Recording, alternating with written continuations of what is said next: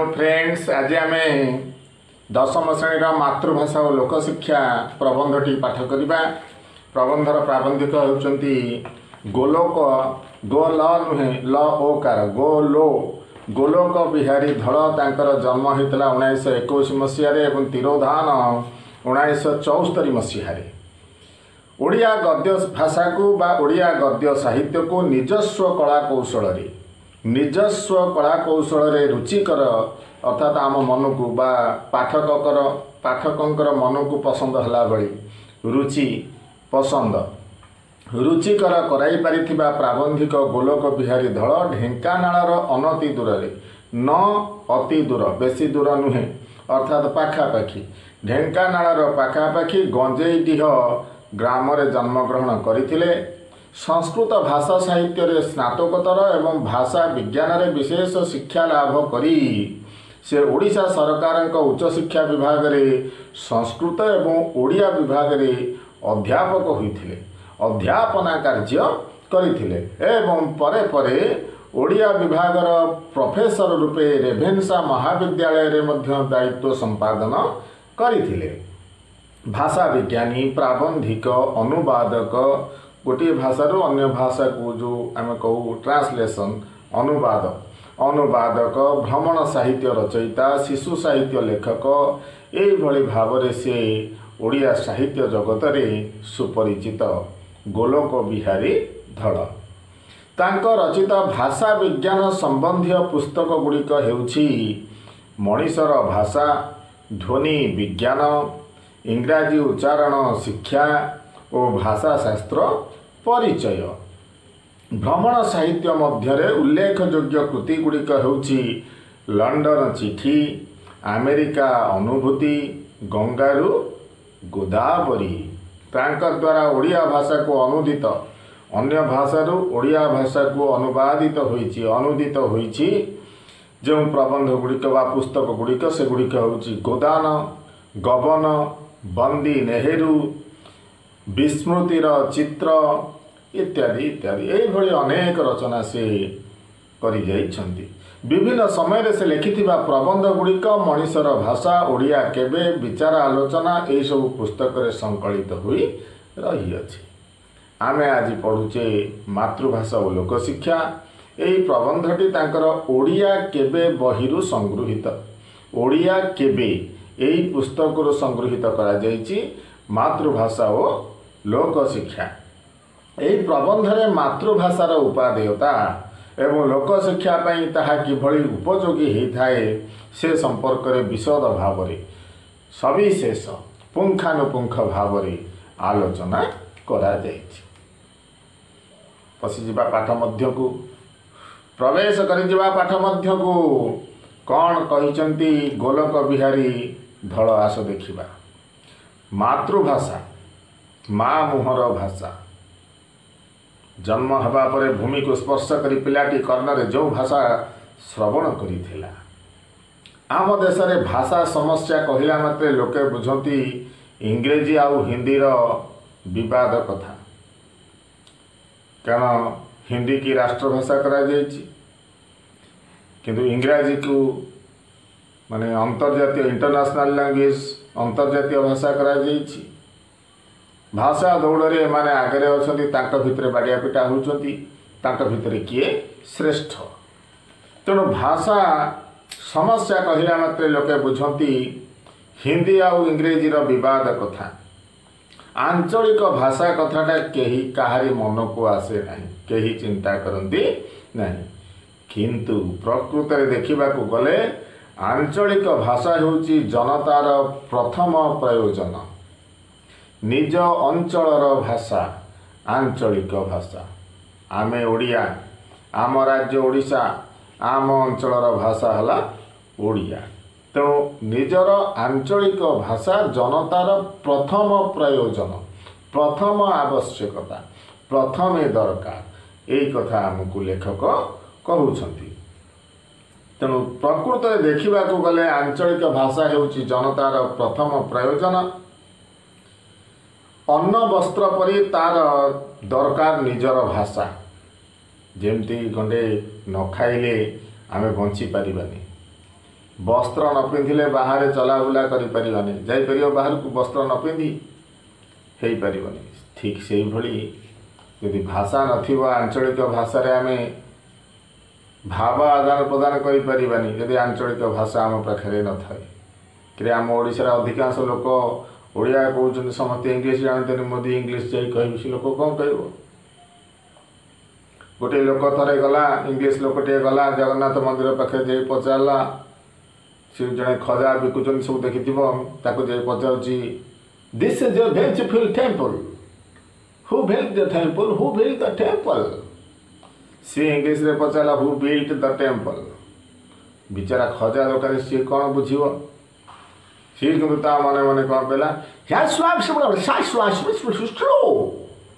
English वाला डरी गला।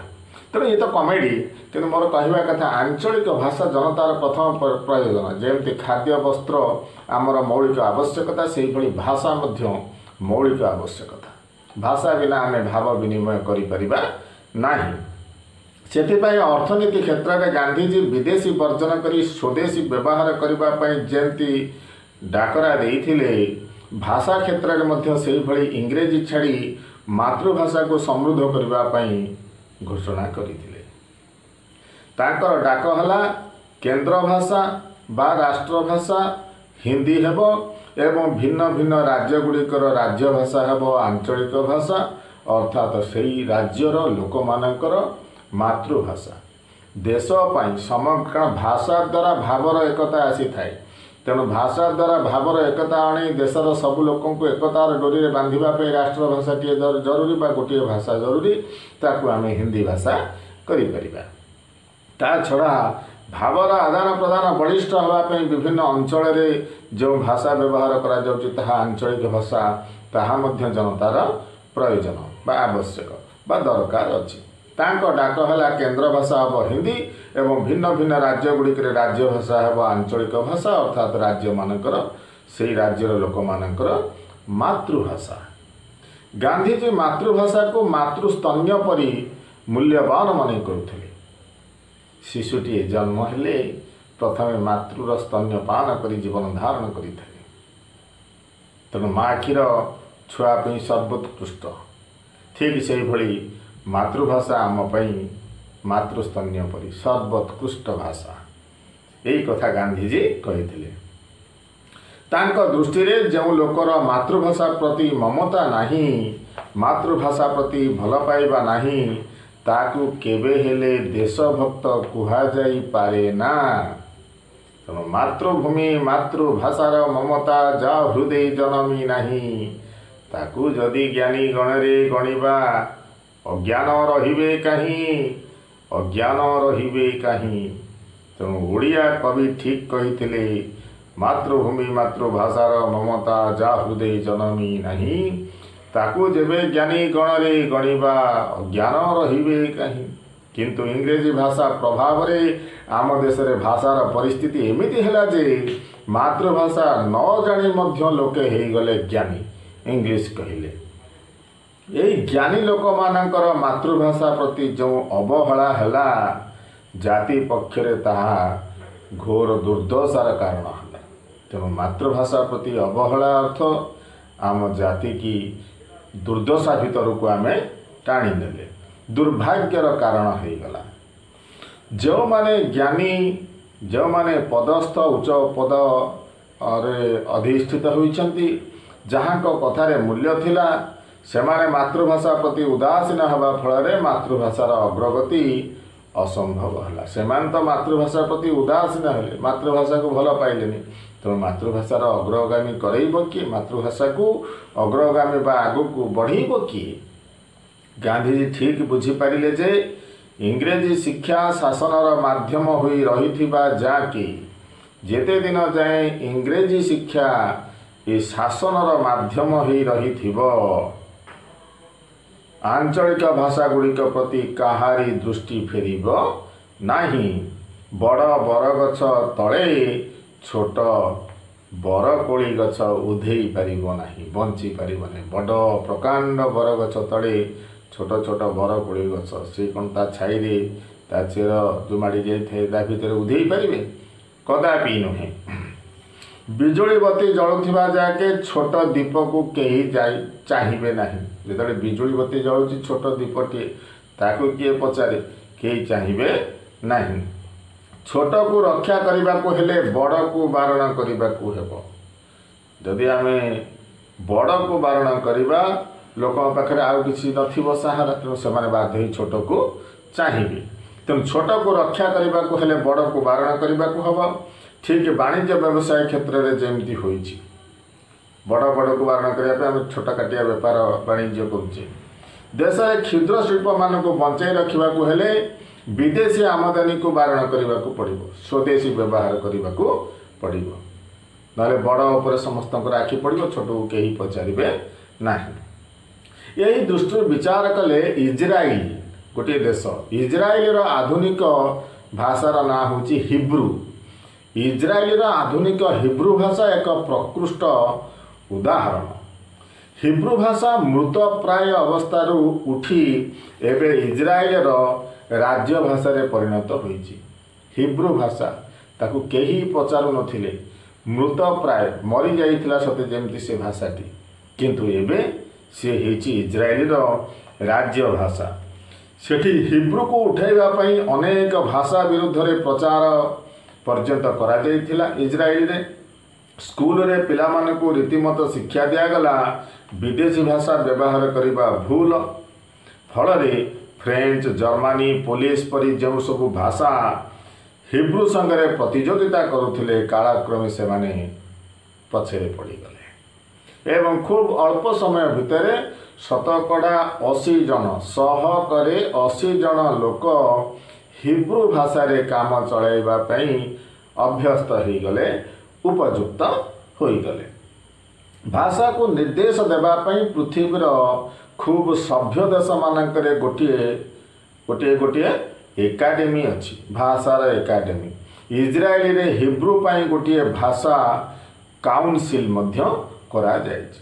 ତାହେଲେ ସ୍କୁଲରୁ ପିଲାମାନଙ୍କୁ ହିବ୍ରୁ ଭାଷା ପ୍ରତି ପ୍ରଭାବିତ କରାଗଲା, ତାର ପ୍ରଭାବ ଦିଗନ୍ତ ବିସ୍ତାରୀ ହେଲା ଏବଂ ଇଜ୍ରାଏଲରେ ଅନ୍ୟ ଭାଷା ଯେଉଁଗୁଡ଼ିକ ହିବ୍ରୁ ଭାଷାକୁ ଚପେଇ ଦେଇଥିଲେ, ଦବେଇ ଦେଇଥିଲେ, ଫ୍ରେଞ୍ଚ, ଜର୍ମାନୀ, ପୋଲିଶ, କାଳକ୍ରମେ ସେଗୁଡ଼ିକ ନିଜେ ଚପିଗଲେ, ଦବିଗଲେ ଏବଂ ହିବ୍ରୁ ଭାଷା ପୁଣି ମୃତପ୍ରାୟ ଅବସ୍ଥାରୁ ଜୀବନ୍ତ ହୋଇ ସେ ରାଜ୍ୟର ବା ସେ ଦେଶର ରାଜ୍ୟ ଭାଷା ରୂପେ ପରିଗଣିତ ହେଲା।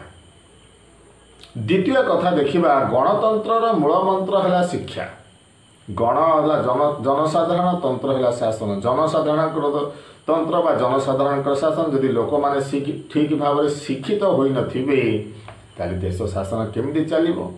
ଉପଯୁକ୍ତ ବ୍ୟକ୍ତିକି ସେମାନେ କେମିତି ପସନ୍ଦ କରିବେ, କେମିତି ବାଛିବେ?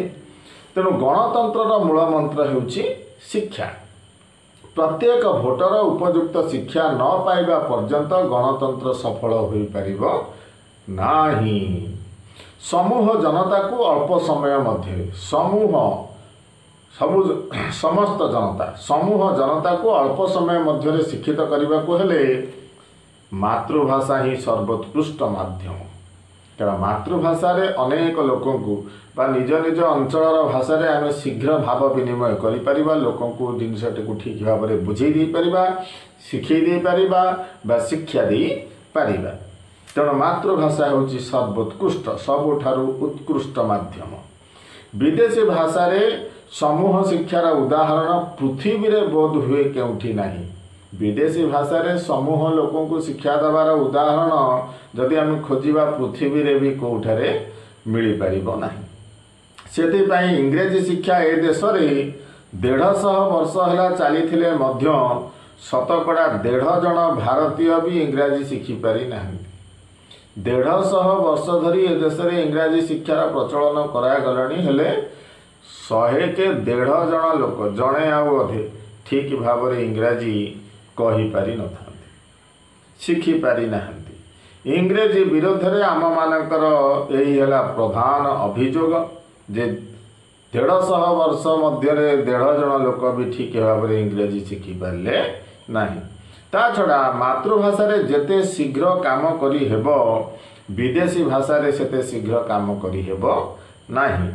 ଆପଣ ପରୀକ୍ଷା କରି ଦେଖନ୍ତୁ, 100 पृष्ठार ओडिया बही पढ़िबा पई आपनको केते समय लागुची एवं सेही 100 पृष्ठार इंग्रेजी बही पढ़िबा पई केते समय लागुची एवं अधिक मानसिक परिश्रम केउथिरे करबा को पड़ुची कि ओडिया बहीटा को समस्त पढ़ी देबे कारण आमे से भाषा सहित ओतःप्रोत भाव जड़ित कि इंग्लिश धर्य गोटे वर्ड तक आम बुझी पार्लुनि आम से रहिलु से मुंड विंधा टिके आरंभ होला यही जदि 8-10 वर्ड कि गोटे सेंटेंस आम न बुझी पारे मुंड विंधा बढ़ीगला प्रेसर आम मुंडे पड़गला तापर आम से बही गोटे पेज कि 2 पेज पढ़ी बंद करदा हेनी आ इंग्लिश भाषा भारी बदहजिमिया भाषा नहीं कि यही भावना आसी थाए कारण मोर कहबार अर्थ मातृभाषा जिते शीघ्र स्फूर्ति आसे गोटे बहीटा को पढ़ापी उत्साह आसे एवं आम बुझीपारी था विदेशी भाषा इंग्राजी भाषा से भाव में स्फूर्ति लोक मान भितर आसीपर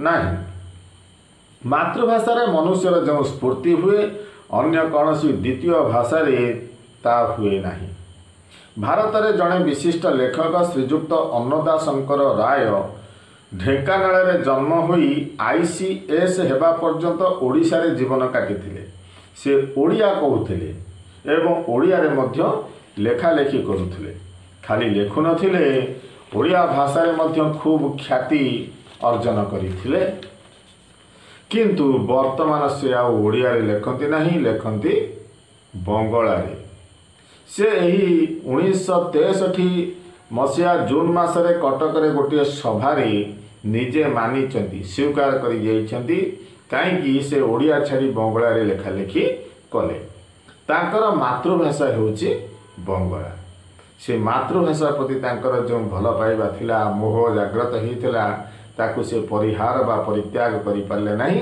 तेणु मातृभाषा रे लेखालेखी करने को आरंभ कले बरं ओडिया को दूरी देले यही कथा से मानी थिले तांकर मातृभाषा बंगला होइथिबारु सेही भाषा रे तांकर जो स्वाभाविक स्फूर्ति हेबो ओडिया भाषा रे ता होई परिबो नाही बोली से कल्पना करि पारले नाही फल से मातृभाषा को फेरी गले निजकू प्रकाश करबा पई मातृभाषा सबुठारु सरल आउ स्वाभाविक माध्यम एथिरे द्विमत बा दुई मत हेबार नाही बा द्विरुक्ति आसीबार नाही कारण निजकू स्वाभाविक भाव में परिप्रकाश करबा पई मातृभाषा ही सर्वश्रेष्ठ माध्यम। विदेशी भाषा रे शिक्षा देबारे प्रधान गोटे असुविधा होउची कोन ना विदेशी भाषा रे शिक्षा देबारे गोटे प्रधान असुविधा होउची शिक्षाटा सहजरे सबु लोकंक भितर प्रसारित होई पारे नाही कारण सबु लोक विदेशी भाषा ठीक भाव में शिखि न थांते जानी न थांती तेणु ठीक भाव में सहजरे प्रसारित होई पारे नाही विदेशी शिक्षा समस्ते पाई पारंती नहीं जो केते जण विदेशी शिक्षा पाई थांती से माने स्कूल कॉलेज रु फेरी घरे पहुँचले साधारणतः विदेशी भाषा को व्यवहार करती नहीं धरिनियो तुम्हें इंग्लिश मीडियम स्कूल में पढ़ुच इंग्राजी हिंदी रे कथबार्ता हेल किंतु घर को गले कौन आउ से इंग्लिश हिंदी कहब माँ बापा सहित सान भाई सान भौणी सहित बा साई पड़ोसा सहित सांगसाथी सहित कौन कथा हे आंचलिक भाषा हाँ ना नहीं हाँ धरतु इंग्रेजी कथा आम देश में खूब कम परिवार अच्छा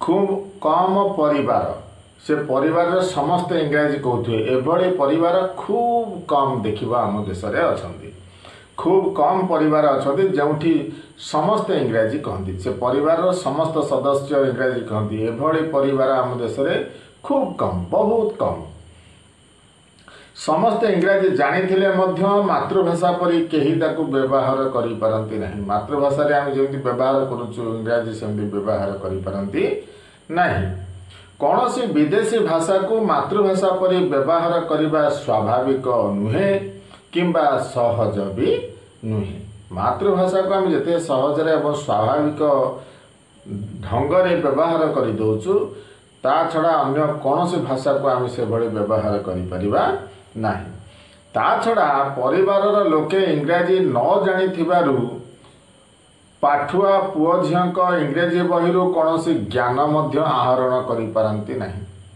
धन्य पिलाटी इंग्राजी बही इंग्राजी पाठ पढ़ुची इंग्राजी बही किंतु बापा माँ मैंने पाठ पढ़ी ना से माने से बही मोटे पढ़ी पारिबे नहीं कि से बही रे जहाँ ज्ञान अच्छी ताकू आहरण करि पारिबे नहीं। ट्यूशन दबा ना नहीं। हाँ हाँ तेणु ज्ञानटा सहजरे प्रसारित न हुई संकुचित हुई रही जाउछि। धरतु घरे टेबुल उपरे खंडे बही रखा है, बहीटा जदि मातृभाषा बा आमर आंचलिक भाषा लिखा होता है तेबे विषय वस्तु जहाँ होना कहीं घरर जेकोसी लोक से प्रति आग्रह प्रकाश करेंगे टिके देखापी पढ़ापी किसी नहेले भी बहीटार ना उपरे कौन लिखाई ना ताकू पढ़ी पारे। धरतु धान चाष विषय खंडे पुस्तक ओडिया भाषा लिखाई। आम देशर अधिकांश लोक कृषक बा चाषी एवं धान चाष करती। धान चाष उपरे गोटे ओडिया पुस्तक बा बही लिखाई ताको देखिले जेकोसी कृषकर मनरे कौतूहल जात हम उत्साह जात हम कौन से बहीटा भितर अच्छी टे पढ़ीदेवा ना नहीं ए सन्देह ना। प्रतिदिन जे चाष करुँच वर्ष वर्ष धरी नाना अभिज्ञता भितर जो माने समय काटुचंदी से निश्चय जानिबा को चाहिए पृथ्वीर अन्य देश रे बा अभिज्ञ कृषक माने कृषि विषय रे कौन सब कहउछंती केमिति सब अधिक अधिक उत्पादन करुछंती से विषय जानिबा पे से कृषक बा चाषीर मन रे निश्चय आग्रह जात हेब जदि ता ओडिया रे लिखा हेतु।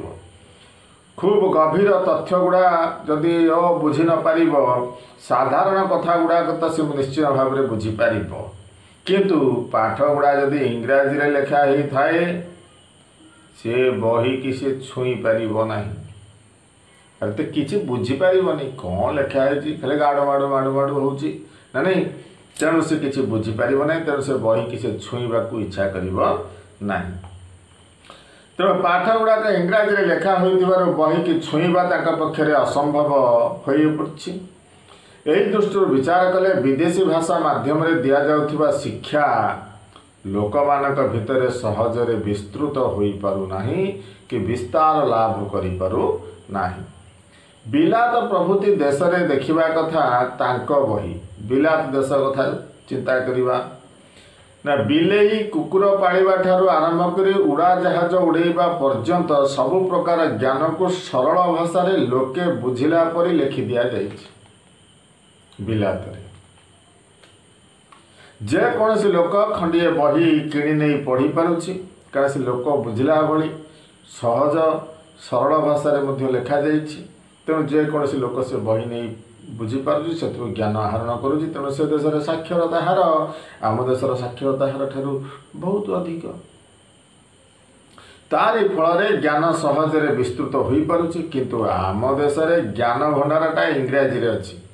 आम देश में ज्ञान भंडारटा क्योंथिरे अछि हाँ इंग्राजी रे थिबारु कोटी कोटी जनता आज आखि थाउ थाउ अंध आखि अच्छी देखिपारे देखिले जानीपारे किंतु ये ज्ञान भंडार जदि इंग्लीश रे अच्छी ताकू देखिले भी किसी जानीपारे नहीं अर्थात आखि थाउ थाउ अंध कहीं आम देश रे ज्ञान भंडारटा इंग्लीश रे अच्छी इंग्राजी रे अच्छी।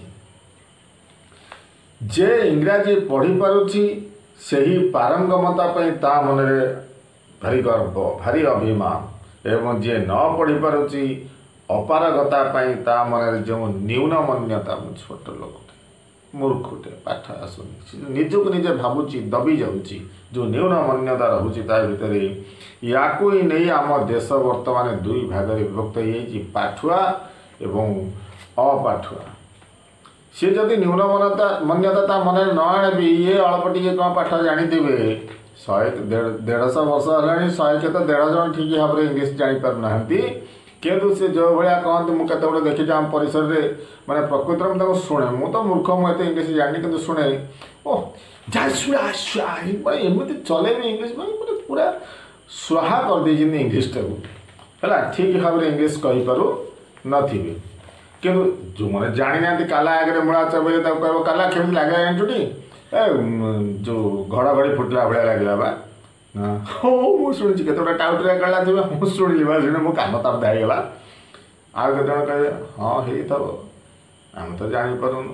तेणु यही शिक्षा क्षेत्र में आम सेया पिलाने किसी पाठ जानी ना आसुच्च एमाने जहाँ अगा बगा जहाँ जनईदे सी हाँ मारिदे तेणु मोर तुम भाव अच्छी मैंने तुम्हें मत जहाँ कहले सहीटा हूँ ठीक जदि तोर मोर भाव ना मुझे भल जिनसा कौन सी है ये कौन जानी पाठ तेणु यही भाव में आम समाज में पाठ दिया निया चली शिक्षार धारा आगक आगक जाऊँगी तेणु किभली भाव में साक्षरतार हार बढ़िबो ताहा भारी चिंतार विषय परितापर विषय तेणु ज्ञानटा सहजरे प्रसारित न होई संकुचित होई रही जाए।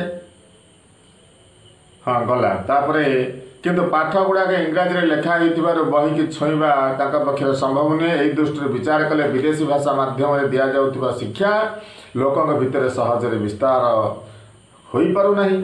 बिलात प्रभृति देश में देखा कथा तांकर बही बिलेई कुकुर पालिबा ठारू आरंभ कर उड़ाजाहाज उड़ाइबा पर्यंत सबु प्रकार ज्ञान को सरल भाषा एवं लोक माने बुझिला परी लिखि दिया जाइछि।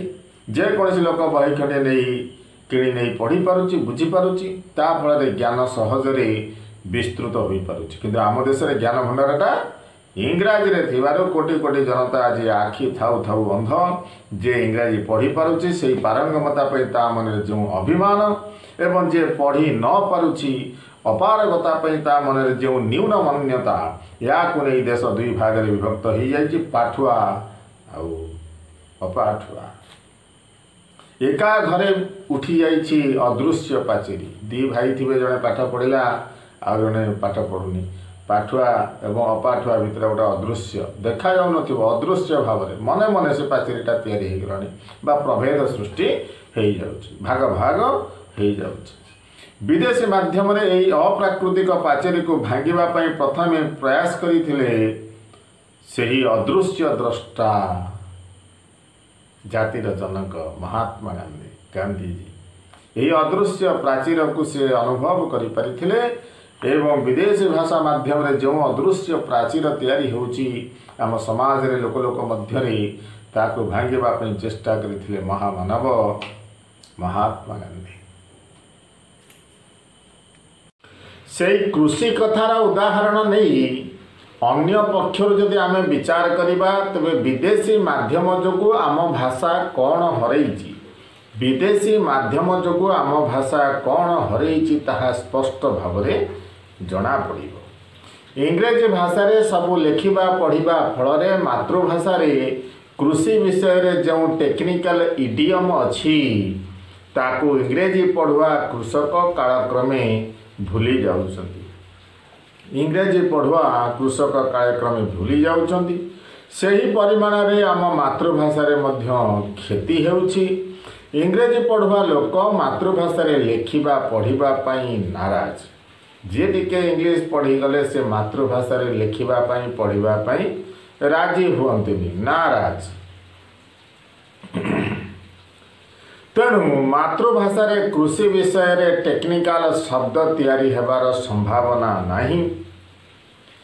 पुणी याकुई आड़ करी कुहा जाउची आम भाषा रे तो पारिभाषिक शब्द नहीं आमे लेखा पढ़ा करिबु केमिति। पारिभाषिक प्रति शब्द इंग्राजी शब्दर अर्थ सेमती आम भाषा रे ओडिया भाषा रे नहीं आमे केमिति लेखि पढ़ी इंग्राजी रु ओडिया को अनुवाद करी आमर कृषक भाई मान को ओडिया रे जणैबु एई कथा कही इंग्राजी पढ़ुआ लोक माने हसी जाउछंती। एई हेला आम भाषार मापचक्र कहिबार सुजोग नहीं ओ न करिथिबारु आउ करिबाकू सुजोग दिया जीवो नाही। तले करिबार सुजोग नहीं प्रथमतः होची करिबार सुजोग नहीं द्वितीयतः होची न करिथिबारु आउ करिबाकू सुजोग दिया जीवो नाही। ये चिंताधारा देख एई भड़िया जेनेरेशन जेनेरेशन दे चलिबो तापरु ताले सृष्टि आगेइबो केबे किंतु आमे कहूँ आम सभ्यता महान सभ्यता ना नहीं। तो चिंता कर आमर संस्कार शिक्षा क्यों दिग दे गति करुच्ची जाइछि कुआडे फल इंग्रेजी छड़ा आमर आ मुक्ति नहीं। तेणु जेहेतु इंग्राजी भाषार पारिभाषिक शब्द नहीं ओडिया रे तेणु बाध्य ही लोक मैंने इंग्राजी के धरवे इंग्राजी जे जापना पढ़ी पारना बुझीपार से पछरे पड़गले यही आमर विभेदता सृष्टि हुई समाज रे। ओडिशा रे जेतेबेले कृषि कॉलेज स्थापन करागला शिक्षा माध्यम को ओडिया करबा पई केही केही उपदेश देइथिले कारण ओडिशा आमर आंचलिक भाषा होची ओडिया आमर कृषक माने उपकृत हेबे जदि आमे कृषि विद्यालय रे कृषि महाविश्वविद्यालय रे सब पाठ को आमे ओडिया रे पढ़ेबा किंतु आमर आवश्यक शक्ति किंबा साहस नथिला। ये आवश्यक शक्ति किंबा साहस नथिबारु सही गतानुगतिक बाटरे काम चलला जेमती इंग्लिश रे बुक गुड़ाक लिखागला इंग्लिश रे पाठ पढ़ागला से गति से गुड़ाक चलला गतानुगतिक जहाँ आगुरी चली आसी से धारा रे ही आग को माड़ी चलला। मातृभाषा रे शिक्षा हो पारिथिले देशर इंग्राजी अनभिज्ञ जो माने इंग्राजी जानी नांती इंग्राजी अनभिज्ञ अथच भल भल अभिज्ञ कृषक इंग्राजी भाषा अनभिज्ञ किंतु कृषि कार्य अभिज्ञता अच्छी से जदि मातृभाषा लिखा होता से सामयिक शिक्षा नहीं पारि था एवं आमर कृषि छात्र माने सरल पुस्तक मान सहजरे लिखिपारि था कृषकों ठारू दूरे रही जो कृषि अरे कृषकों ठारू दूरे रही जो कृषि से ऋषिंकर श्राद्ध भी हो पारिबो नहीं बुझीपार ना नहीं ताले यही भाव में जदि इंग्राजी माध्यम कृषि विषयक बही पढ़ाब एवं एपटे कृषि प्रधान राज्य बा आमर ओडिशा कृषि प्रधान देश भी कृषि प्रधान ताले ऋषिंकर श्राद्ध भी एभली भाव में जदि पाठ पढ़ा चलिबो कृषि विषयक ज्ञानर आदान प्रदान चलिबो ताहले ऋषिंक श्राद्ध भी हो पारिबो नहीं ता माने आयोजन खूब बड़ बड़ बाहर को देखा जाउछि किंतु तार फलाफल आड़ू शून हो अर्थात जोटा कथार अच्छी अजायुद्धे ऋषि श्राद्धे प्रभाते मेघडम्बरु दाम्पत्ये कलहश्चैव दाम्पत्ये कलहेश्चैव बहु आडंबरे लघुक्रिया है तेणु यही भाव में जदि आम आमर भाषा को नबा भाषा को गुरुत्व देवा ताहले आमे केबे हेले आगो को आगे पारिबा नहीं। ए देशर कृषकर जो परंपरागत अभिज्ञता रही तार मूल्य किछि नहीं किंतु जापानी एवं अमेरिकान कृषक मानकर जो अभिज्ञता से ही आमर अमूल्य संपद तांकर नूतन कृषि जंत्रपाति नूतन कृषि पद्धति बा कृषि शैली नूतन अधिक अमलक्षम विहन जमीर आकार मध्य खूब बड़ बड़ एपरिक तुम जानिले आश्चर्य हम जे जापान अमेरिका रे चाष जमी जे करिछि से मध्य माने अरब प्रति जोड़ा करे डॉलर डॉलर माने कोटी कोटी डॉलर अरब अरब डॉलर ता पाखरे कहीं हेलिकॉप्टर रे सार सिंचन करा जाए चाष जमी रे तांकर तो चिंता करथा से माने केते उन्नत धरण आम हेलिकॉप्टर देखा पाऊँ मतलब हेलिकॉप्टर आम एपटे गला आम कड़ी दो हेलिकॉप्टर देखो ना नहीं तो आम चिंताधारा देख आमर सभ्यता कूड़ी पड़ी कि आम खाली बड़ बड़ कथा कहवा ना नहीं ओबामा कथा अमुक कथा समुक कथा आम सब बिल क्लिंटन कौन कला ये कला सी कि नुह ये कि नुह मुझे सब किसी कि देखा मु प्रकृति में कि नुह ए चिंताधारा आमको केबे हेले पिला माने उठेदेव नहीं यदि बड़ मानकर ये चिंताधारा रहिबो ताहा माड़ी चलिबो जादू काछु कुंडिया परी माड़ी चलिबो नले कोरोना भाइरस भलिया ताकु ताकु ताकु ताकु माने अफेक्ट करी चलिबो डेई चलिबो। आजिर एही योजनामय देशर चारिआडे उन्नयन कार्य चालू अछि रास्ता घाट कांथ बाड़ सबुठी प्रचार पत्र मध्य तुम देखुथुबो एडवर्टाइजमेंट प्रचार पत्र देखा मिलूँ जो तक मातृभाषा लिखा जाइछि सेतक अक्षर चिन्हिथिबा जेकोसी लोक पढ़ा को चेष्टा करुछि किंतु इंग्राजी रे जहाँ लेखा होइछि अंध आगरे बत्ती जाळला परी ताहा सेमति रही जाइछि जदि इंग्लीश रे प्रचार पत्र लिखागला गोटे अंध तार आखि ना देखा जाऊनी आगे बत्ती जाड़ा तो अंध के आलोकित हो सी कह मत तो बापू मो अंध मत किसी देखा जाऊनी ठीक से भाई इंग्राजी जो मैंने जानी ना कह देख रे गोटे आडभटाइजमेंट मराई कौन लिखाई जानछु ना नहीं मो तो इंग्लीश जानी मुझे कौन बुझे है तेणु सी के पढ़व नहीं सेमती लगा हो अंध आगे बत्ती जाड़ा भाई सेमती रही गछ पत्र कांथ बाड़ जुआड़े आजिकल देखियो लिखाई NMEP माने जातीय मलेरिया निराकरण प्रोग्राम इंग्रेजी रे कहले नेशनल मलेरिया इरेडिकेशन प्रोग्राम जदि ओडिया रे लिखि थांते जातीय मलेरिया निराकरण प्रोग्राम लोक माने टिके पढ़ी बुझी थांते किंतु जदि इंग्लीश रे लिखा हो माने नेशनल मलेरिया इरेडिकेशन प्रोग्राम छाड़ जदि लिखाई थो खाली शॉर्ट फॉर्म रे NMEP लोक पचारे कौन लिखाई ना के जाना कौन लिखाई कौन लिखुं के कौन लिखा हो किए पचार नहीं ये कही जजा बाटे जी चलीजे तार सुविधा कहीं नहीं पारे ना तेल मलेरिया विरोध में सरकार केमिति युद्ध घोषणा करुछंती लोक मानक मध्यरे ताकुई प्रचार करने जदि ये लिखा जाए इंग्राजी अक्षर लिखा हुई कहीं ओडिया रे लिखा होते लोक एवं सरकार उभयंकर लाभ होता यदि ओडिया रे लिखा होता सरकार जनइबा चाहिए सरकार लाभ होता लोक मैंने जानी था लोक मैंने लाभ होता उभयंकर लाभ होता लोके जानते सरकार केते काम कर धरतु सड़कर मझिरे मझिरे जोठी निर्देशनामा लिखा जाए कसन sharp bend ahead dangerous curve बाजार एरिया अहेड ड्राइव स्लो एगुड़ाक सब एमती इंग्लीश में लिखा जाए एगुड़ा कौन खाली मोटर चढ़ा साहेब लिखा जो माने मोटर चढ़ी साहेब आजिकल तो गुड़े मोटर चढ़ा भी से माने ओडिया भी लिखि पारना इंग्लीश तो पर कथा यदि से लिखा है से कौन तादर बुझे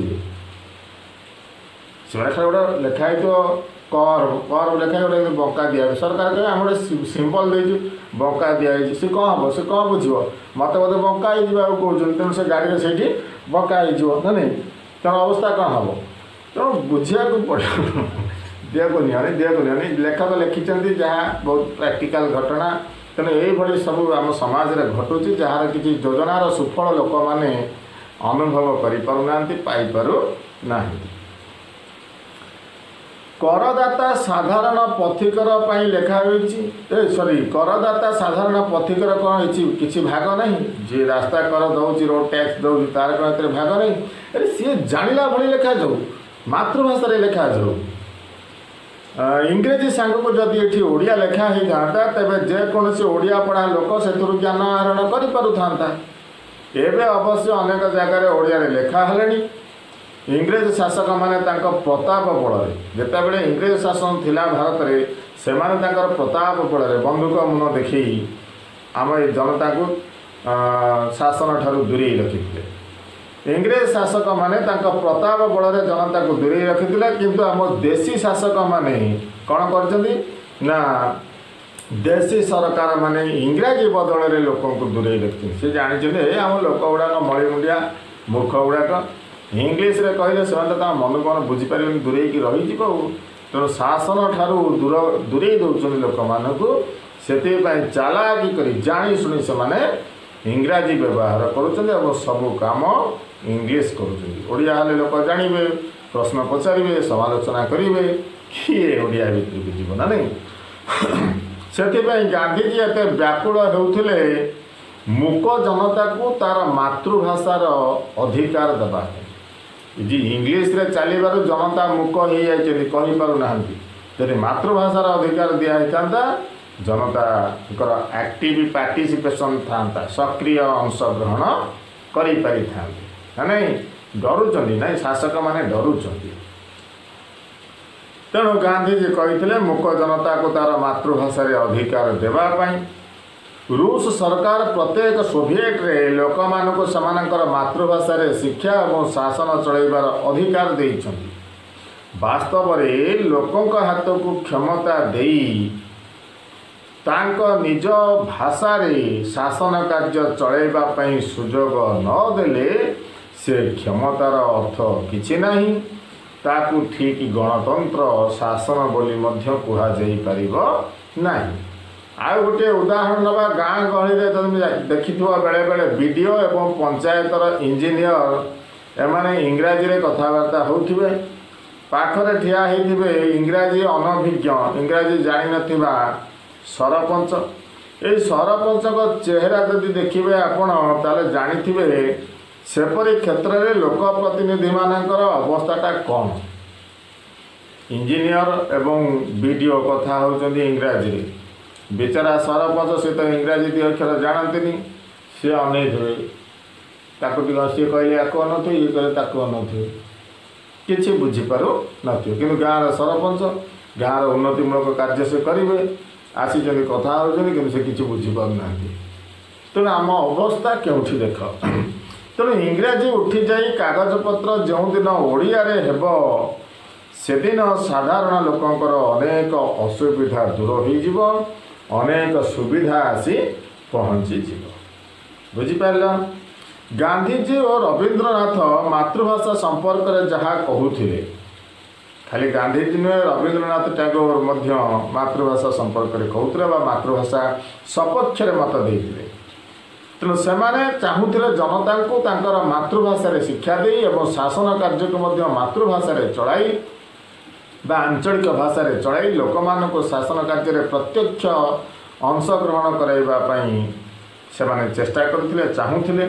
ତେଣୁ ସେମାନେ ଏଇଟା ଯେ ଏମିତି ମନ ଗଢ଼ାକରି କହିଥିଲେ ଗାନ୍ଧୀଜୀ କି ରବୀନ୍ଦ୍ରନାଥ ଟାଗୋର, ତା ନୁହେଁ। ସେମାନେ ଯେ କେବଳ ଜାତୀୟତା ସ୍ରୋତରେ ଭାସି ଯାଇ କହୁଥିଲେ ତା ବି ନୁହେଁ। ସେମାନଙ୍କର ଦୃଷ୍ଟିକୋଣ ଥିଲା ଖୁବ୍ ପ୍ରାକ୍ଟିକାଲ। ଶିକ୍ଷା ବିଷୟ ନେଇ ଯେତେ କମିଟି ବସିଥିଲା, ଧରିନିଅ Tarachand committee, Mudaliar committee, Radhakrishna committee, Zakir Hussain committee, ସମସ୍ତେ ସମସ୍ୱରରେ କହିଥିଲେ, ଏକ ସ୍ୱରରେ ସମସ୍ୱରରେ କହିଥିଲେ ମାତୃଭାଷା ଶିକ୍ଷା ସବୁ ଶିକ୍ଷାର ମୂଳ ମନ୍ତ୍ର। ମାତୃଭାଷା ଶିକ୍ଷା ସବୁ ଶିକ୍ଷାର ମୂଳ ମନ୍ତ୍ର। କିନ୍ତୁ ଲକ୍ଷ୍ୟ କରିବାର କଥା, ଇଂରେଜୀ ଭାଷା ଏ ଜାତି ଉପରେ କି ଇନ୍ଦ୍ରଜାଲ ସୃଷ୍ଟି କରିଛି, ଏ ପର୍ଯ୍ୟନ୍ତ ଏତେ ଝଡ଼ଝଞ୍ଜା ଭିତରେ ମଧ୍ୟ ମାତୃଭାଷା ପ୍ରତି ଆମର ସମ୍ମାନ ଟିକେ ଆସୁନାହିଁ।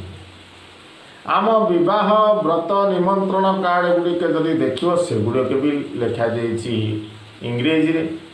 ଆମ ଲୋକସଭା ହେଉଛି ଇଂରେଜୀରେ। ପୁଅ ଝିଅଙ୍କ ନାଁ ବି ଏବେ ଦିଆଗଲାଣି, ସାର୍ କୁହନ୍ତୁନି ସେଟା, ଇଣ୍ଟରନେଟ୍ରେ ସର୍ଚ୍ଚ କରାଇ ଦିଆହେଉଛି ପୁରା ଇଂରେଜୀରେ। ଅଥଚ ଆମ ଭାଷା ପ୍ରତି ଯେ ଯେପରି ବ୍ୟବହାର କଲେ ମଧ୍ୟ ଆମର ବେଶୀ ବ୍ୟଗ୍ର କିମ୍ବା ଚିନ୍ତିତ ନୁହେଁ। ଆମ ଭାଷାକୁ ଯଦି କିଏ ନିନ୍ଦିଲା, ଅପବାଦ କଲା, ଅପମାନ ଦେଲା, ତାହେଲେ ଆମେ ସେଥିପାଇଁ ବ୍ୟଗ୍ର ନୁହେଁ।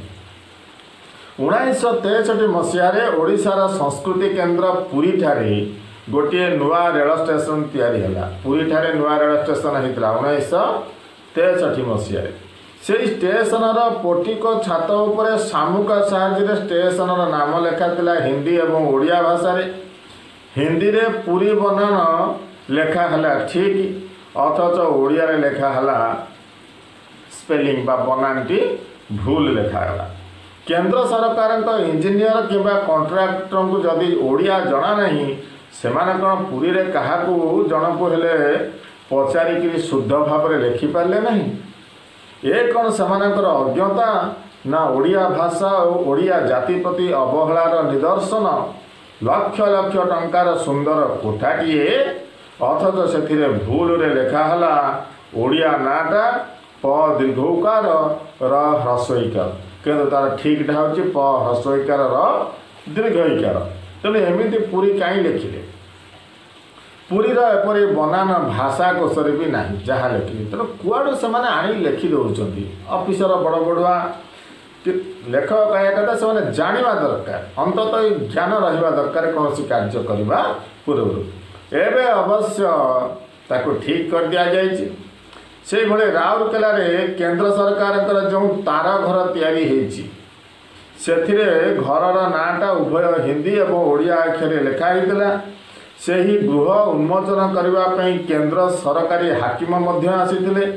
ସେ କୁଆଡ଼େ ଓଡ଼ିଆ ଅକ୍ଷରଟାକୁ ଲିଭେଇ ଦେବା ପାଇଁ ନିର୍ଦ୍ଦେଶ ଦେଇଥିଲେ ବୋଲି ସେତେବେଳେ ଖବରକାଗଜରେ ବାହାରିଥିଲା। ଓଡ଼ିଆଟାକୁ ଲିଭେଇ ଦିଅ, ହାକିମ ନିର୍ଦ୍ଦେଶ ଦେଇଥିଲେ। ଏ କଥା ଯଦି ସତ୍ୟ ହୋଇଥାଏ ତେବେ ଭାଷା ପ୍ରତି ଆମ୍ଭମାନଙ୍କର ଉଦାସୀନତା କେତେ ତାହା ସହଜରେ ଜଣାପଡ଼ିବ। ଲଣ୍ଡନରେ ଗୋଟିଏ ଷ୍ଟ୍ରିଟ୍ ଅଛି, ତା ନାଁ ହେଉଛି କାଣ୍ଡିଡ୍ ଷ୍ଟ୍ରିଟ୍। BBC ସମ୍ବାଦ ପ୍ରଚାର ବେଳେ ସେହି ନାଁଟାକୁ ଯେପରି ଭାବରେ ଉଚ୍ଚାରଣ କରାଗଲା, ସ୍କଟଲ୍ୟାଣ୍ଡର ଲୋକେ ତାକୁ ପସନ୍ଦ କଲେ ନାହିଁ, କାରଣ ଭୁଲ ଭାବରେ ଉଚ୍ଚାରଣ କରାଯାଇଥିଲା। ତାରି ଉପରେ ମାସ ମାସ ଧରି ଆନ୍ଦୋଳନ ଚାଲିଲା। ଶେଷରେ ଇଂଲଣ୍ଡ ସ୍କଟଲ୍ୟାଣ୍ଡ ଉଭୟକୁ ସୁହାଇଲା ଭଳି ଏକ ଉଚ୍ଚାରଣ ଗୃହୀତ କରାଗଲା। ତାର କାରଣ ହେଉଛି ନିଜ ଭାଷା ପାଇଁ ସେମାନେ ଯଥେଷ୍ଟ ସଚେତନ। ସେମାନଙ୍କର ଯଥେଷ୍ଟ ନିଜ ସଚେତନତା, ସମ୍ମାନ ଏସବୁ ନିଜର ଭାଷା ପ୍ରତି ଅଛି। ଭାଷାକୁ ନେଇ ସେମାନେ ମାସ ମାସ ଧରି ଆନ୍ଦୋଳନ ଚଳାଇଲେ, କିନ୍ତୁ ଆମର ସେସବୁ ହେବାର ନାହିଁ। ବରଂ ଆମ ଭାଷାକୁ କିଏ ଅବମାନନା କଲେ ଆମେ ବି ତାଙ୍କ ଦେଖୁଛୁ, ଏଇ ଓଡ଼ିଆ କ'ଣ କରିବା ଉଠିପାରିବନି ଓଲଟି ଆମେ କହୁଛେ। କିନ୍ତୁ ବିଂଶ ଶତାବ୍ଦୀର ଦ୍ୱିତୀୟାର୍ଦ୍ଧରେ ମଧ୍ୟ ଆମେ ନିଜ ଭାଷା ବିଷୟରେ ସଚେତନ ହେବାକୁ ବା ସଚେତ ହେବାକୁ ଆରମ୍ଭ କରିନାହୁଁ। ଏହା ହିଁ ଆମର ଦୁରବସ୍ଥା। ଘରୁ ଲୋକ ଯେତେବେଳେ ବାହାରକୁ ଯିବା ପାଇଁ ଗୋଡ଼ ବାହାର କରୁଛି, ବାହାର କରୁଛି ବା ପ୍ରସ୍ତୁତ ହେଉଛି, ସେତେବେଳେ ବରାବର ସେ ମନେ ମନେ ଭାବେ ବାହାରେ ମୋତେ ଲୋକ ଚିହ୍ନନ୍ତି ତ, ମୋତେ ବାହାରେ ଲୋକମାନେ ଚିହ୍ନନ୍ତି କି ନାହିଁ। ଯଦି ସେ ଦେଶ ବାହାରେ ଥାଏ ଏବଂ ଦେଶ ବାହାର ଦେଶର ଲୋକ ତାକୁ ଜାଣନ୍ତି ଏବଂ ତା ଗାଁ ନାଁ କିମ୍ବା ତା'ର ରାଜ୍ୟର କୌଣସି କଳା ସଂସ୍କୃତି କିମ୍ବା ଭାଷା ନାଁ ଜାଣନ୍ତି, ତେବେ ଆମକୁ ଭାରି ବା ସେ ଲୋକକୁ ଭାରି ଆନନ୍ଦ ଲାଗେ, ଖୁସି ଲାଗେ। ଧନ୍ୟ ମୁଁ ଇଂଲଣ୍ଡରେ ଅଛି, ଇଂଲଣ୍ଡରେ ଲୋକ କହିଲେ you are from Odisha, are you from Odisha? ଆଶ୍ଚର୍ଯ୍ୟ, ହେଇ ଓଡ଼ିଶା କଥା ଜାଣିଛନ୍ତି, your mother tongue Odia? Yeah Odia. ତେଣୁ ଯେତେବେଳେ ସେମାନେ ବାହାର ଦେଶର ଲୋକମାନେ ଆମର ମାତୃଭୂମିକେ ଜାଣିଛନ୍ତି, ମାତୃଭାଷାକୁ ଜାଣିଛନ୍ତି, ଏ କଥା ଆମେ ଜାଣୁ, ସେତେବେଳେ ଭାରି ଆନନ୍ଦ ଲାଗେ, ଖୁସି ଲାଗେ। ନିଜର ପ୍ରତିଷ୍ଠା ଅଛି ବୋଲି ମନେ ମନେ ଆମକୁ ଅଭିମାନ ଅନୁଭବ ହୁଏ, ଟିକେ ଗର୍ବ ଆସେ। ଆମର ପ୍ରତିଷ୍ଠା ଅଛି, ଆମ ରାଜ୍ୟକୁ ଲୋକ ଜାଣିଛନ୍ତି, ଆମ ଭାଷାକୁ ଲୋକମାନେ ଜାଣିଛନ୍ତି, ଏଇଭଳି ଭାବନା ମନରେ ଆସିଥାଏ। ଏହି ପ୍ରକାର ଅଭିମାନ ମଣିଷର ଦରକାର ମଧ୍ୟ, କାରଣ ୟାକୁ ସ୍ୱାଭିମାନୀ କୁହାଯିବ ନାଇଁ। ଏହି ପ୍ରକାର ଅଭିମାନ ମଣିଷର ଦରକାର ମଧ୍ୟ। ତା ନହେଲେ ଲୋକେ ଦେଶ, ଜାତି, ଭାଷା, ସଂସ୍କୃତିର ସୁନାମ ପାଇଁ ଚେଷ୍ଟା କରନ୍ତେ କାହିଁକି? ବ୍ୟକ୍ତିଗତ ଅନୁଭୂତିରୁ ମୁଁ ଦେଖିଛି, ଓଡ଼ିଶା ବାହାରେ ଲୋକେ ଯେତେବେଳେ ପଚାରନ୍ତି ଓଡ଼ିଶା କ'ଣ ବିହାର? ବିହାର ଓଡ଼ିଶା?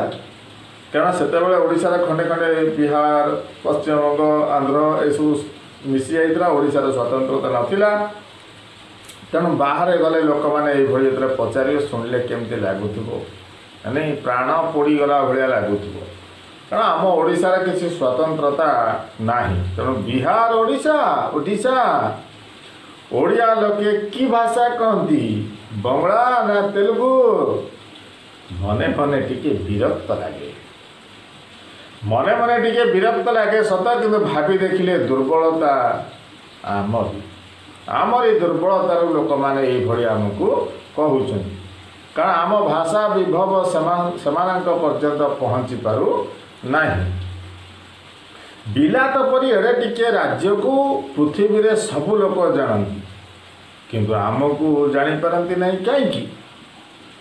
ଆମରି ଭାଷା ପରି ଗୋଟିଏ ଭାଷା ବଙ୍ଗଳା ମଧ୍ୟ, ପଶ୍ଚିମବଙ୍ଗର ଭାଷା ବଙ୍ଗଳା। এই ବଙ୍ଗଳା ଭାଷାକୁ ଯଦି ପୃଥିବୀର ଲୋକେ ଜାଣୁଛନ୍ତି, ତାହେଲେ ଆମ ଭାଷା ଓଡ଼ିଆକୁ ଜାଣିପାରୁନାହାନ୍ତି କାହିଁକି? ଭାରତୀୟ ଭାଷାର ଉଦାହରଣ ଦେଲା ମାତ୍ରେ लोके हिंदी बंगला गुजराती मराठी तेलुगु तमिलर ना कहते अथच आम ना केही धरू नाहंती। तार कारण बोध हुए आमे आम राज्य को एवं ता भाषा साहित्य को विशेष प्रगतिशील करिपारि नाहु। सेथिपाई निरलस निरवच्छिन्न साधना दरकार। जो सुविधा सुजोग और साधना नहीं केतेक भारतीय भाषा आगे चली आगे जाइछंती ओडिशा भाग्य ता जुटी नहीं। तेणु ओडिशावासी को ए दिगरे सचेतन होई कार्य करने को पड़िबो बोली लेखक कहउछंती। विदेशी शासन तले भारतीय भाषा मानकर जेतिकी गतिरोध होईची विदेशी शासन चलीथिला बेले भारतीय भाषा मानकर गति की रोध रोकी दिया जाइथिला। जेतिकी गतिरोध होईची ताठू बेसी होईची ओडिया भाषा को संपूर्ण रोकी दिया जाइथिला विदेशी शासन समय। ओडिया केवल ब्रिटिश मानक तले नथिला बहुकाल पर्यंत बंग बिहार प्रभृति प्रदेश संगे मध्य जोड़ा होई रहिथिला। ए टिके आगु कहते ओडिया बा ओडिशा यार स्वतंत्रता नथिला। ओडिशार बाबू श्रेणी एबे भी पूरा ओडिया हैनांती। जदि बाबू मान को देखियो बड़ बड़ बाबू नहीं ताको देखियो से एबे भी पूरा ओडिया हैनांती। आमर भी देख प्रत्येक जदि मुह को देखा दैनिक ओडिया भाषा आम कथा होते भी ता भितर इंग्लीश गली पड़ुथिबो। आमर पिला माने लेखुछथि सरलार्थ कभी भी कुआड़ू शब्दटा आसिला मोर भी आश्चर्य। परंतु से सेमती हो तबियत एगुड़ा सब ओडिया रे आसी लेखा जाउची। सते जमी अन्य भाषा जमी इंग्लीश भाषा विभिन्न आड़ भाषा आनी ओडिया भाषा परिपुष्ट होती परिमार्जित होती परिवर्धित होती। मु बोधे भावुची एभली से खंडे खंडे इंग्लीश के आनी फोपाड़ी दे ओडिया भाषा भीतर को ओडिया भाषा को परिमार्जित परिवर्धित करुछंती। तेणु एभली कर ना शुद्ध लिखन शुद्ध पठन आउ शुद्ध कथन है एगुड़िक आम जरूरी। यह आमर सम्मान कथा यह आमर स्वाभिमान कथा। ओडिशार बाबू श्रेणी एबे भी पूरा ओडिया होई नाहंती। सेते बेले तो प्राय समस्त थिले विदेशी। से काल गड़जात मानकरे पुणी ओडिशा रे 26टा गड़जात। बाबू कहले केवल बंगीय भद्रलोक मानकू सेते बेले बाबू कहले केवल बंगीय भद्रलोक मानक बुझाउथला। तेणु ओडिशा भाषा पे चिंता करुथला कि फकीर मोहन परी व्यास कवि फकीर मोहन सेनापति फकीर मोहन परी जो माने ओडिया भाषार सम्मान पे चिंता करुथिले सेमाने को कह जाइथिला रिंग लीडर। हिंदी लोके आसी ओडिया पाई काम करिबा केबा ओडिया लोके जाई मराठी भाषार उन्नति पाई चेष्टा करिबा उदाहरण खूब कम। कि अन्य गोटे भाषाभाषी लोक आसी आम भाषार उन्नति पाई कहीं चेष्टा करिवो सेते आमको ही चेष्टा करने पड़ो। हेले आमे शोच अरे उठिबो आउ तू केते दिने पूर्व गौरव पूर्व महिमा पड़ू नहीं कि तोर मन हाँ पड़ुची कि उठ उठिया तो हाँ। तेणु आमर चिंताधारा हूँ हिंदी लोके आसी कि मराठी लोक आसी आम काम करेंगे नहीं। ए सब क्षेत्र में प्रत्येक निज निज भाषा काम करने कथा। आमे जदि भावु थाई आम आउ किए लोक आसी करेंगे से भावना संपूर्ण भूल। अरे बथ सिना बथाए आबू कहार बथाए नहीं। बथटीए देहरे हेले छोटियाटे हो भारी बिंधा चेटिंगा एडे बड़ा आबू होते भी सी सेमती थी बिंधा चिटिका किसी हेउ न। तेणु ये भितरे भितरे आमर बथ ही बथेला लेखक कहते मुंड को बथेला मुंड व्यथा किंतु आबू भली जदि बाहर को देखा जाउथो कदर्य होई तथापि आम लोक मानक लगे तो हेल्दी पार्ट्स गोटे है तेणु ये विकृत मस्तिष्क रखी विकृत चिंताधारा नहीं आम के आगे पारिबा नहीं, आम भाषा के आगे पारिब नहीं, आम राज्य के आगे पारिब नहीं। तेणु मातृभाषा मातृस्तन्य परी सर्वोत्कृष्ट भाषा, सबुठार उन्नत भाषा, अल्प समय मध्य सामूहिक जनता को शिक्षित करैबार भाषा, भाव आदान प्रदान करिबार बलिष्ठ माध्यम। यही कथा सब लेखक आमको शिखाउछन्ति, सचेतन कराउछन्ति। तेणु आम पई तो अन्य भाषाभाषी लोक आसी करिबे नहीं, आम भाषार उन्नति पई, आम भाषार सम्मान पई, आम जातिर स्वाभिमान पई आमको ही कर्तव्य करने पड़ो। तेरे आंचलिक भाषा प्रति दृष्टि आकर्षण करने को हेले इंग्रेजीर आधिपत्य को आमको कमेवा पड़ो। जनतार सामूहिक शिक्षा पाई मातृभाषा ही प्रकृत माध्यम बोली आमको बुझी कार्य करने को पड़ो। शासित को शासकों ठारू जो इंग्रेजी भाषा दूरे रखी ताकू काटी मातृभाषा को माध्यम सेठारे करने को पड़ो। मातृभाषा पाई अभिमान एवं मातृभाषार उन्नति पाई बद्धपरिकर होई आमको कार्य करने को पड़ो। सचेतनता आसिले सब किछि संभव हो। आसंतु आमे समस्ते सचेतन होई मातृभाषार सम्मान पाई कर्तव्य करिबा। जो मातृभूमि पाई दिने लोक निजर स्त्री पिला बापा माँ भाई भौणी एमानकर स्नेह सौहार्द को दूर करी तुच्छ करी देश मातृकार सेवा पाई निज प्राण को उत्सर्ग कर देथिला। से मानक कष्टलब्ध फल को आम आज आस्वादन करुछु। से देशर नागरिक हुई आम निजर सम्मान एवं स्वाभिमान पाई चेष्टा करिबा, निश्चय करिबा। समस्ते एक मन एक प्राण होई आस।